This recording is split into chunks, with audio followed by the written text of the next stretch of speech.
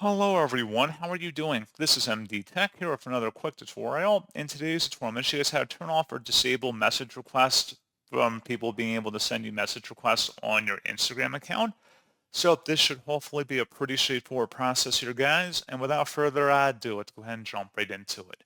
So all you have to do is sign into your Instagram account and select your profile icon in the bottom right corner to launch your profile page. Then you want to select the hamburger icon in the top right corner. And then where it says how you use Instagram, you want to select where it says notifications and select the messages button in here. And where it says message requests, you would just toggle this to the off position or just select the off button. And that's all you would have to do.